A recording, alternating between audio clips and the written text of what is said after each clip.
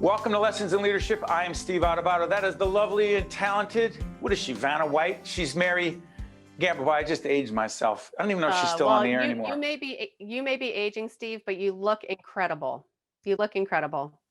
Mary, you already got the bonus that you asked for. You don't need to, Hey, listen, speaking about bonuses, we got a bonus with we have Roger DeRose coming up in just a minute. But before we get to Roger, let's tell folks the terrific sponsors of Lessons in Leadership who understand the importance of leadership and helping the audience we serve. Go ahead, Mary. They sure do. Well, I'm laying it on thick today. I got to stop. I know. It must be that tie. I think that's a big debut for Lessons in Leadership. I don't think I've seen that tie on here before. It looks great. Enough about me. I hate the attention. Just talk about the sponsors. Okay, fine. I'd love to thank our wonderful funders. So we've got Prager Metis, Valley Bank, the International Union of Operating Engineers, Local 825, the NJ Sharing Network. We have Seton Hall University and the Seton Hall University Bacino Leadership Institute, where you will be doing leading a master class, which will be super exciting this spring. So we're really excited to be talking about that as well. Good stuff. Hey, listen, you'll see our website, stand-deliver.com, throughout this program. We're not trying to sell you anything. Not that there's anything wrong with that, to quote a Seinfeld episode, but I got to tell you something. Everything is free on that website. Articles, videos you can see, past editions of Lessons in Leadership, all important content. And a guy that I talk to leadership about with more than he would like is on camera right now, all the way from Sarasota, Florida. We are the 18th of February, we're taping. There's a snowstorm going on here. Roger DeRose is the president and CEO of Kessler Foundation. Roger, we'll talk leadership in a second. How's the weather? Steve, it's not snowing down here. It's I know it's snowing up there, and I feel for you guys. I left there Friday night, and the amount of snow that we've had in the last couple of weeks there, and it's piling on again today, I guess. I return this weekend back to Montclair. So looking forward to the temperature. You want to know what's, Steve? It's I do. 80 degrees here today, Steve. Yeah. So, what the question I get from the employees most often is, when are we going to have a winter office in Sarasota, Florida? So we're working on that, Steve. You're working on it. Okay, that's listen, by the way, Roger, the last in-person luncheon I had, again, we're taping this in late February, and things are going to get better. I'm Catholic, and I shouldn't do the sign of the cross on a show like this. But I got to tell you something, we're all praying that things get better, that more and more people get vaccinated, that things get better. We don't know. But the last luncheon I had was with Roger. We were 14 feet apart. No. We had a great conversation. Roger, let's do this. Our personal conversations are one thing about leadership, but I've been wanting to ask you this on the air for a while. We do a leadership academy at Kessler Foundation. You're committed to leadership development. Some people think that it takes a break. We can't do leadership development during a pandemic. We don't have the money. We don't have the space. We can't do it. It's not a priority. I know you don't see it that way. No, I don't, Steve. And Mary, it's good to be with you as well. Steve, I think my view certainly, is that if you're a learning organization, that you have to continue investing in learning in your people. And while we have some of the brightest people that you could ever want in the 160 employees that we have at Kessler Foundation, PhDs and masters, and of course the scientists being PhDs, some of the most learned people in the world, and they're great at what they do in their research areas of brain and spinal cord injury and stroke and multiple sclerosis and other mobility and cognitive challenges. The one area that we really can enhance their efficiency, their ability to manage people, is through leadership programs. And I think that's the area that we have focused on with you over the last 4 years, with now 2 groups that have gone through the leadership series with you, Steve, and it's really made a difference. And I have some stories that I'd love to tell you about that, in terms of how that has impacted individuals right in our organization, Steve. Well, let's follow up on that. Mary, before you jump in here, you and I have talked about this a lot. Just to be clear, the Kessler Foundation, the Reader's Digest, I'll age myself again, description of Kessler Foundation. Go ahead, Roger, please, because I want to get into, these are the smartest people. They're brilliant. But go ahead, Roger. Well, Steve, we focus on really changing the lives of people with the types of disabilities that I talked about just a moment ago. And we're really all about enabling change for those individuals so that they can rejoin their family, rejoin their community, rejoin the workforce. And that's what we do on the research side. And that's also what we do in terms of our grant-making programs, in terms of helping to create employment opportunities for people with disabilities. So here's the thing. I've coached these people in this Leadership Academy heavy on communication skills, being able to communicate in the media, in remote communication, making more concise, compelling presentations, going before government agencies where you're seeking grants. Here's the thing. These are incredibly bright people, scientists, researchers, et cetera. What, in your view, Roger DeRosa, is the connection between research, science, and being a great leader / communicator? Can I just be in my laboratory, do my work, do my research? Can I just do that? Why do I have to be a leader? It's a great question, Steve. And, oftentimes someone would think of a researcher or a scientist where they're so technical, they're so analytical that if you were serving food that you would typically just slide it under the door and just leave them be. But that's not the case at Kessler Foundation. I think, from our point of view, these are scientists that are top in the world. They're competing on the world stage for NIH grants. They're competing for the Department of Defense grants, for the great grants program that we have in New Jersey through the New Jersey Brain Injury Commission and the Spinal Cord Injury Commission grants. But it doesn't stop there, Steve. They have people that report to them. They have international and domestic conferences that they attend to share their research findings. And they have people that they have to manage. And those management issues don't disappear just because you're a great scientist. And one of the stories I think you would find so interesting, Steve, is that we had a challenge that came up not too long ago. And it had to do with personnel related matter. And one of my questions, because I know who's gone through the Steve Adubato Leadership Program and I follow them, one of the questions that I asked them as we were talking about the challenge, the personnel challenge, was, you've been through the Steve Adubato Leadership Program. Now tell me, what do you think the decision you would make based on the inputs and the kind of the case studies that you've talked about in terms of those leadership programs? Because everybody, I know you go around the room and you talk to them about individual situations that they go through. I call it forced engagement, but go ahead, Forced Roger. engagement, that's right, Steve. It's exactly right. And Steve, they came up with the answer, and I said, well, I think that's the answer, and that's the solution that you really have to deal with regards to this personnel issue. So that's just one example, and I can count the communication enhancements that our scientists have had now. I recall one time, Steve, you and I were talking early on, this had to be 7-8 years ago, and you said one of the most difficult challenges that you have in an interview is interviewing a scientist, a researcher, because they talk up here. I mean, they're brilliant, but communicating at a level that everyone understands in lay-friendly language is something that you have really helped to enhance in our program with some of the best scientists in the country. Mary, I was just going to say that. Hopefully that means our contract is renewed, but yeah, I think those stories definitely bode well for us continuing our partnership there and coaching with those folks. But Mary, more important than ever before, in the age of COVID and beyond, people talking about variants and this mutation. What?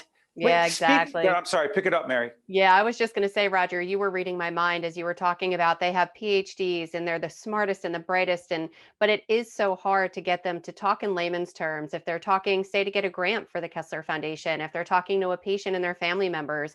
So what advice do you give them? Because obviously they want to show their expertise and they are using the right words, but why is it so important for them when communicating to use words and language that people can understand? Well, I think, Mary, that it really comes down to, the language that is common to all of us. And that is that, we're not talking at a research level every day. Most of the time, we're talking at a high school level that people really understand. And I think to inject the human element into what a manager is so important as well. And I think they've really received that end of the benefit from the programs that Steve has led for us over the last 4 years also, Mary. Yeah, but Roger, forget about me and what we're doing. The thing about Kessler Foundation that's always struck me is that we've done so many forums. We've had, beyond what we say, when Kessler Foundation has hosted events talking about spinal cord injuries and people getting better and in technology and research, and someone gets up with a robotic, help me on the language on this, Roger, with the skeleton, the Exoskeleton, yes. And he or she walks Right. and then shares where they were and where they are and how their life is different. Talk about communication. Forget about what we say. Sure. What does that say, Roger DeRose? Well, that's what it's all about, right, Steve, in terms of how that is communicated to donors, to individual family members, in terms of how we communicate that in other communication programs such as this one here, where you can actually demonstrate how you're changing a person's life, Steve. And that's what I think our individuals have really been able to do now. They take it from a research component and really bring it down to the human element. And they become very, very good at that. All of our scientists that have gone through this type of program. Mary, I want to talk, Roger, a little bit about fundraising and relationship building, but jump in again, Mary. Yeah, no, definitely. And Steve, I know What did he say? 80 degrees, Mary? I just want to check on that. 80 I degrees, know. It's so hard to even sit here and think warm with I it know. being so. So when you come back, sorry. definitely bring some of that warm weather with you for sure. And We I need was it. going to transition and pivot into the fundraising, especially over the last year. When this airs right now, we're taping in February of 2021. But over the last year, and with the 1 year anniversary coming up of the pandemic happening, how hard has it been to get people to continue to buy into what you're doing and to support what you're doing? Because truly, you're saving lives and improving lives. And what is that connection there between running a nonprofit, keeping the bottom line where it is, and in the in the black? And so what are some of the keys and tips that you have for other nonprofits out there that may be listening? Well, Mary, as the pandemic reached its peak during those first 3 months, we were working remotely from March 15th through June 15th. But then we started coming back on June 15th at 50%, and then 75% in the middle of July, and then 100% after Labor Day. And that was really important. But, the important part about that was making sure that the employees felt that we created a safe environment for them to come back. So we plowed a lot of money into protective equipment, from everything that you can imagine, from filtering systems and ultraviolet lights and gowns and glasses, et cetera. So we made the environment safe so the employees could come back. During that 3 months that we were working remotely, the employees were engaged in really looking at their data, writing new grants. They were turning what they could into tele-research programs. And that was vital because we were staying in touch with Yeah, it our sounds patients. like sorry to interrupt you, but it sounds like you were taking a challenge and turning it into a true opportunity Right. of how to get creative, how to pivot, and how to remain in touch with your key stakeholders. Exactly. And I think it was so important for us to return to the workplace because we're dealing with patients in real time. And, the functional gains that they were able to achieve prior to the pandemic, many of those disappear if you don't have them back in the research labs. And so that was a vital part about our success in terms of making it through 2020, where so many other organizations were facing challenges, whether that was continuing relationships with their donors because their donors fell off, or it was because they were starting to run out of other funding. We were able to have one of our best years ever in 2020 because of the way we worked with our employees, brought them back, and always stayed in touch with our patient research subjects as well. Roger, before I let you go, one more question, a topic you and I talk about all the time. I'm obsessed with the idea of the connection between leadership and physical fitness. And people are like, what? What are you talking about? Meaning taking care of yourself. Exercise, nutrition, just taking care of yourself and leadership. Roger works out every day. I'm not going to talk about, I do what I need to do to be ready to do this. And I'm a big believer that there's a connection and that your level of energy is, go ahead, I'm off my soapbox. Go ahead, Roger. Well, no, I believe in it, Steve. You know, this is something that I've been doing from my years playing sports and then making the transition into the business world and even into leading a nonprofit now. And I believe that there's cognitive benefits that come from that rush of blood flow that goes through the body, in addition to keeping the body moving. You know, a body in motion, you've heard it many times, stays active, right? And that's so important. So it's one of the, I think, the breaks that an individual has where they can really separate themselves from the pressures of everyday working and the demands that we have on our life as leaders, to that moment in time when you can take that break and still feel refreshed and revitalized and come back 100% in terms of the demands of the workforce. By the way, Mary, as we're doing this, is still waiting for her Peloton bike to come. Oh, because I've been pushing I it am. forever. And Mary, she's already in great shape. Then she's going to get on that bike. Listen, we're not plugging Peloton. Our great friend John Foley, the CEO, check out that interview. Whatever you do, do something. Get moving, as Roger said. Hey, Mary, how great is Roger DeRose, whether he's in Montclair, New Jersey, or Sarasota, Florida? Can you stop, please? Stop rubbing it in. All the viewers right now are just shaking their head, as I'm sure there's another snowstorm going on even when this airs. So thank you, Roger. Bring some of that warm weather back up this way. Mary, what you're missing is that I'm working on an invitation that I'm from Roger to get to Sarasota. That's why I keep plugging it. Hey, Roger, thanks, my friend. We appreciate it. Thank you, Steve. Thank you, Mary. Great to be with you. Thank you. That's Roger. I'm Steve. That's Mary. This is Lessons in Leadership. We'll be right back. This edition of Lessons in Leadership with me, Steve Adubato, and my colleague Mary Gamba is brought to you by Valley Bank, the Buccino Leadership Institute at Seton Hall University, New Jersey Sharing Network, Prager Metis, the International Union of Operating Engineers, Local 825, and Seton Hall University, showing the world what great minds can do since 1856. This is Mary Gamba. If you want more leadership tips and tools, log on to stand-deliver.com. That's stand-deliver.com. Promotional support for this edition of Lessons in Leadership with me, Steve Adubato, and my colleague, Mary Gamba, has been provided by NJ.com, NJBIA, and New Jersey Business Magazine, CIANJ, and Commerce Magazine. This is the Seton Hall story, one that comes to life every day on our campus. This is the place where great minds discover, innovate, collaborate, and find their true calling. This is the place where passion has a purpose, where learning inspires leading. The bonds we make, the values we teach, inspire our community to take heart and take action. This is Seton Hall University. This is what great minds can do.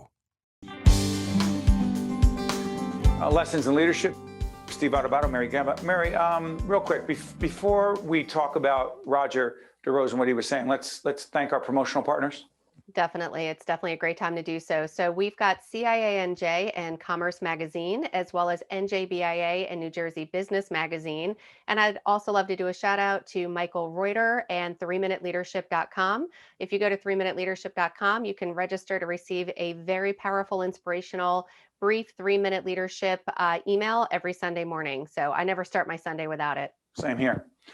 Real quick on Roger, again, we have a leadership academy at at Kessler Foundation. And these are incredibly bright people. Mary, how often have you and I been in conversations or done seminars or been in meetings where someone who's got an incredibly advanced academic background, clinical background, research background, it is challenging for folks to communicate what they know to others who don't know what they know. It is so hard. They're often in their lane. They're often using acronyms, complicated words, Jargon. jargon. If they're in their own medical community or in their trade, if we're talking, to whether they're engineers, it's fine if you know your audience. But if your audience is lay people, if you're talking to an interview to just the common community who's going to be following along, you need to, and I hate to use the expression, but you got to dumb it down a little bit. You need to make it in language that people will understand. I don't think it's done, Mary. Listen, I don't want to get into a game of semantics with you. I don't call it dumbing it down. Here's what I say, and you and I have talked about this before. When we're coaching people, I say, look, be more audience or other centered. What do you mean? Well, listen, you're speaking for yourself. You're speaking to yourself in the way you would speak to yourself. Try to imagine what it might be like to be on the other end of this, whether it's a doctor talking to a patient, a lawyer talking to a client, a scientist talking to, and especially in the age of COVID and the vaccine and the mutation and the variant. I didn't go to medical school. The rest of us didn't either. Mm-hmm. Communicate to your audience in a way that you believe they would understand, using analogies, using examples. And again, when Mary says dumbing it down, she's in no way, it's not a pejorative statement about your audience. It's not at all. talk to No, them where I'm they talking are. about me. I'm talking about me. I'm talking about the fact that I did not go to medical school. So don't assume that I know that information. So make it simple, keep it simple, and tell a story. As you had said, use anecdotes. Stories resonate with people more than facts and statistics and big fancy words. Well said. By the way, we're about to introduce Maria Viscarando, who is the president and CEO of an organization called Council of New Jersey Grantmakers. I've known Maria for many, many years. She joined us on our public television with our partners on public television. But I also thought, hey, wait a minute, she's a great leader. We want to hear her views on leadership and how she's come to be who and what she is as a leader. So Mary and I will be back on the back end. This is Maria Viscarando. Lessons in Leadership is honored to be joined by our good friend Maria Viscarando, president and CEO, Council of New Jersey Grantmakers.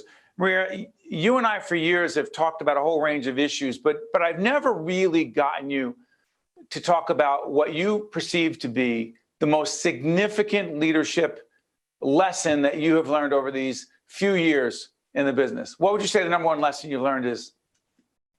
My number one lesson in leadership is probably that being a servant to people is what really helps you become a more effective and influential leader. What do you mean servant?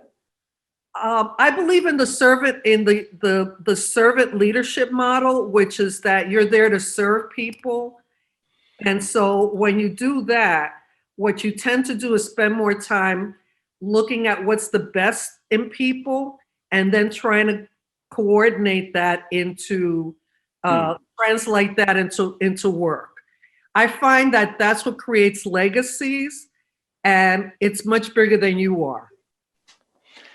Yeah, quick follow-up on this. You and I both born and raised in Brick City, Newark, New Jersey. And I had this crazy idea, or maybe it's not crazy, I don't know, that a lot of my leadership style, a lot of my approach to dealing with being a leader is based on growing up in Newark, on the situations that I faced and had to deal with, right? We were both very young children during the 1967 uprising, rebellion, riots in Newark. It was a tough time. And you can, I love when people try to over exaggerate how bad it was. It was bad. There's no other way to say that. I'm convinced, there's a question here, trust me, I'm convinced that growing up, how we did, where we did, and we didn't grow up in exactly the same situation, obviously, but it makes you who you are in part as a leader, you say? Absolutely. Absolutely. That you take the lessons from those experiences and you help and you use them to grow and expand who you are as a person. Did it make you tougher as a leader? Absolutely. It helped me to deal with your dad. Imagine. I knew that was coming. I knew that that Big was Steve. coming. You know, Big Steve, that's how I dealt with Big Steve. Okay, hold on. Seriously, let's deal with this. Big Steve, my dad, who passed away in the fall of 2020. This will be seen in 2021. Let's just say this. He was big on finger pointing. He was big on telling you what you needed to do. Listen to me, he would say. And he was tough on me. And he tried to be tough with Maria Viscarano, but it didn't always work so well. Go ahead.